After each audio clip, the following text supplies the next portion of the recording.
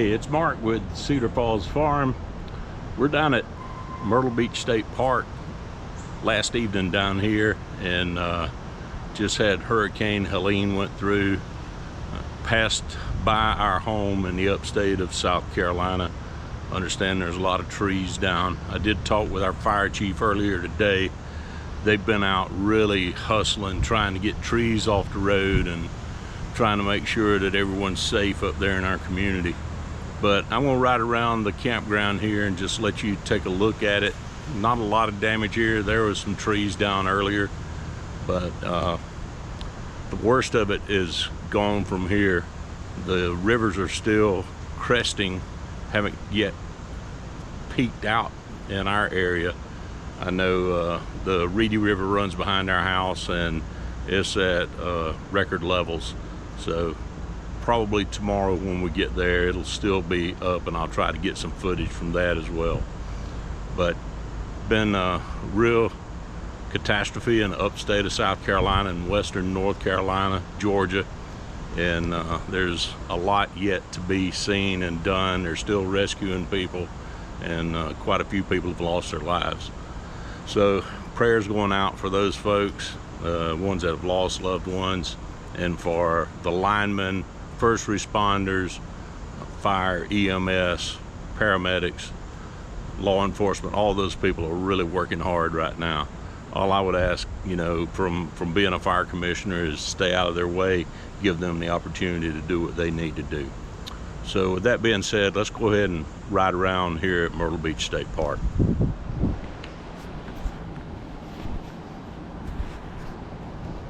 You can see here we're in site 212.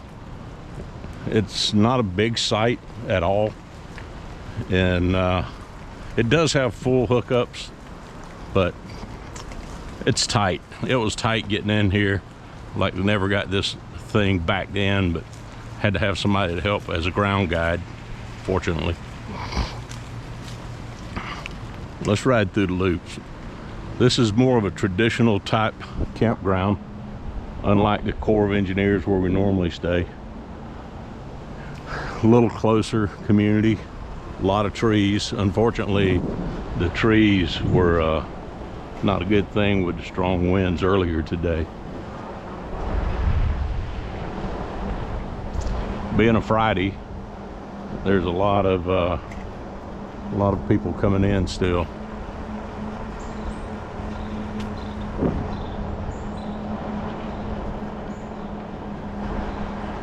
Again, this is a state park. I believe this was the first state park in South Carolina. A lot of construction was by civilian conservation corps.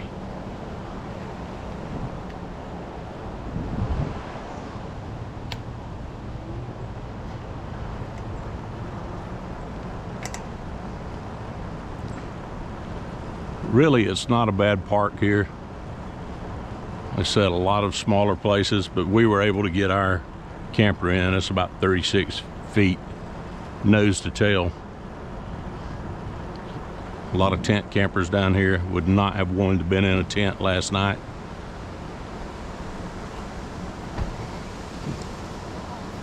I'll do a quick ride around Circle 4. It's not very big.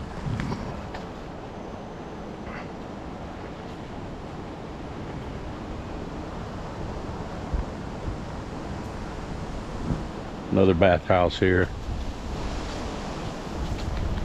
I think there's just over 300 acres in this entire campground.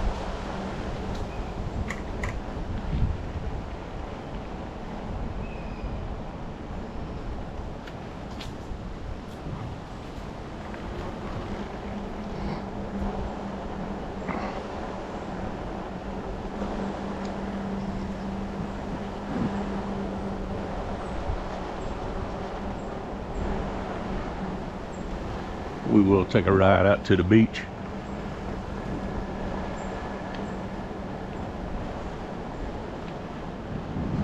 Still a little flooding down here. It's not terrible. I'm not going through it quickly. Hey. another bathhouse and laundry, and the camp store and check-in area right here. Bundles of firewood are 10 bucks here. So if you come to Myrtle Beach State Park, bring your firewood, or maybe pick it up at a Home Depot or Lowe's. A lot of grocery stores sell it down here too.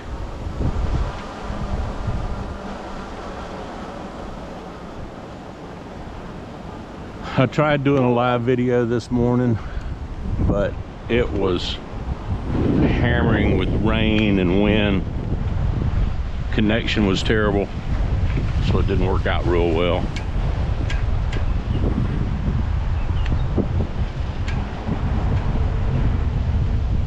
And the beach is actually closed. We're still going down here.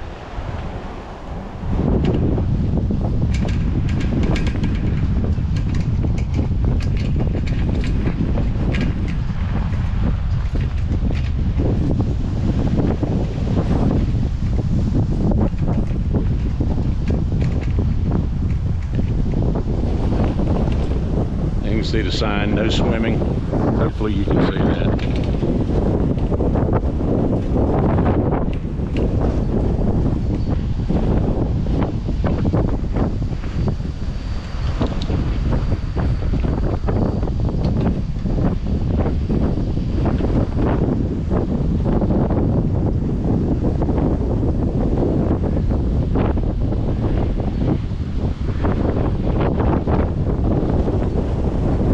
I think with the rip currents, you'd have to be crazy to get out in this.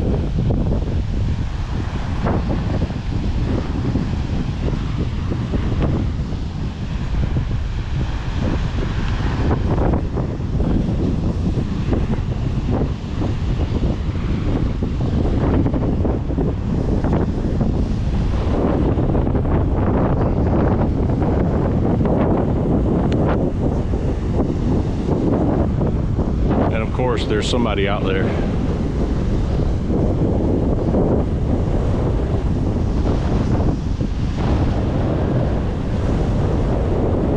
Surfboard maybe?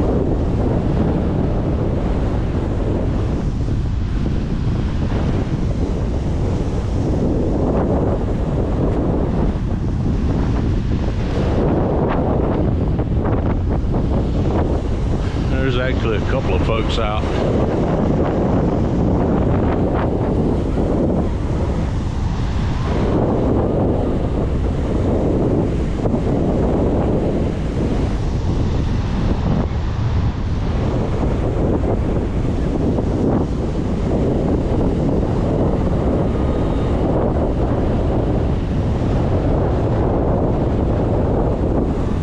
Good chance for a Darwin Award right out there. The pier down the beach there, that's part of the state park.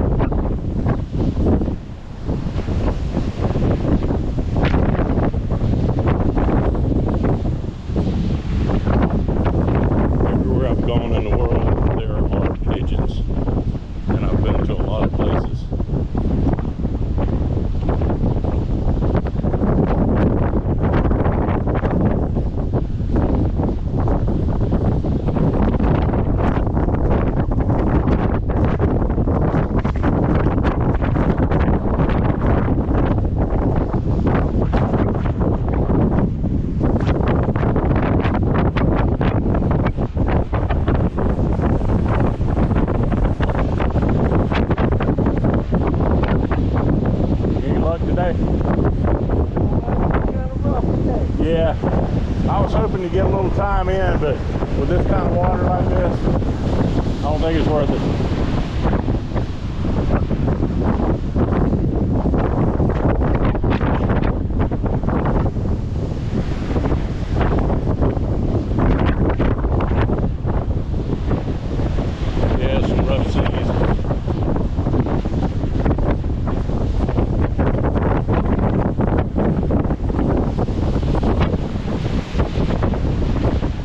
It's not the waves that's the problem, and I know the guys like to get out here and try to catch the waves. It's the undertow, and you get caught in it, you're just screwed. You can't outswim it. You can try to break sideways and get out of it, but it's just not worth it. Absolutely not worth it.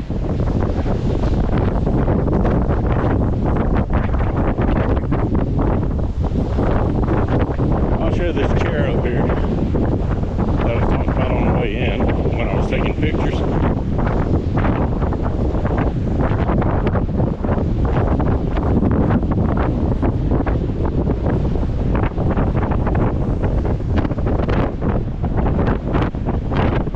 That's a huge Adirondack there. Alright, I'm going to drop off and I'll pick back up in a few seconds once I'm back on the bike riding through the campground.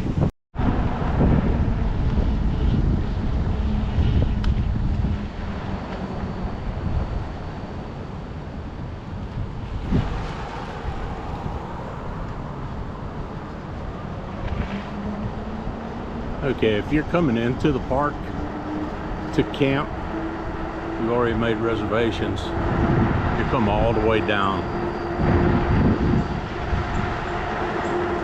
You'll stop at the front gate and they'll send you on this way, going down to the ranger station.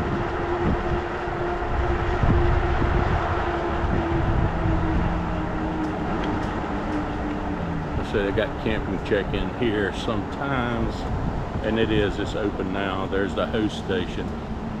You come and check in here. But the other day, that was closed when we got in. And we checked in down here at the ranger station and registration.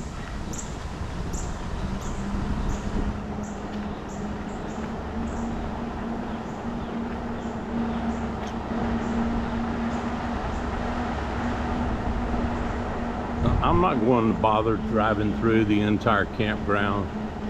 There are a lot of campsites, small ones like this. These had tents the other night.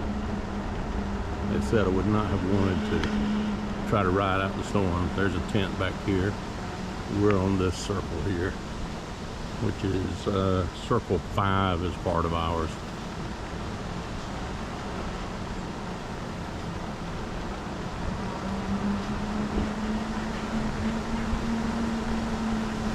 There's a nice long spot there.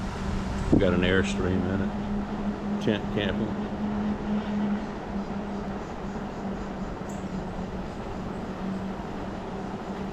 The small tag-alongs. Plenty of spaces for those. I told the missus that's what we need, a small one, so when we go to tight spots we can choose to bring it. I'm not going to buy a second camper there. That'd be pretty stupid. This is loop 6, circle 6 here on the right, which looks like every other loop.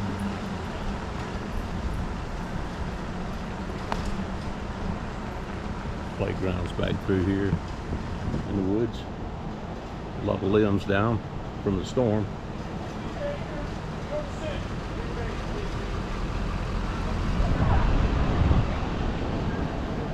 Bathhouse right next to us.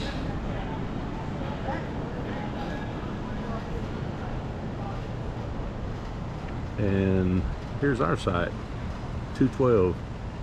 Had our flag out, had to take it up because it was laying in the water here this morning.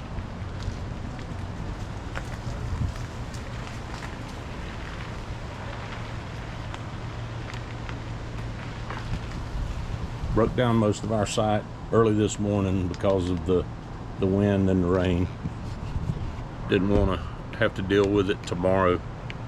So I'm hoping I'll probably finish loading up tonight, and we'll start packing up before we go to bed tonight, get up early tomorrow. And it's normally a 4.5, 5 hour drive, but pulling a big travel trailer, it's going to take us at least 6 hours to get home.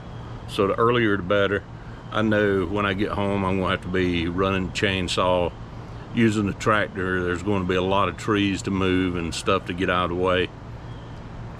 It's just the nature of the beast, living on 48 acres on a farm. It's you know, you get away like we're doing, trying to live our best life in retirement, but we still have a farm that's somewhat active. And I got to make sure everything's cleaned up, because in gosh, about 2 weeks, on Sunday the 13th of October, we're having a fall music day out there. A buddy of mine, Greg Grimaldo, he wanted to host it, and he plays excellent guy. Enjoy his music, and he's a great human being. So fortunate for that. They're getting everything scheduled now, and I'm gonna make sure grass is cut and all the trees are up and out of the way. So this is more of an overview of the park down here. There's a lot to see and do. There's nature trails, there's nature exhibits, there's the beach, naturally, the pier. You can fish off the beach, fish off the pier. If you're camping down here, you can be out on the pier 24/7. It closes at 10 at night, I believe, but they open a gate. If you go out, you need to take your pass with you that you have. That way you can show them that you're camping here and you're authorized to be out there. Full hookups here. You have water, septic, electric. We're on a 50 amp here, so I mean, there's small spaces, but it's not bad. It's very wooded. You see there's trees all around, which can be scary as hell in a hurricane, but you know, we were spared just a lot of small limbs, and the worst of the storm was back up home. So that's going to be a wrap from Myrtle Beach State Park. It's Mark with Cedar Falls Farm. Appreciate you hanging in here with me, and appreciate you folks that are following us. If you have not subscribed, please do so. It doesn't cost a dime, and it helps our channel grow as well. So that's it, everyone. Take care. Talk to you soon.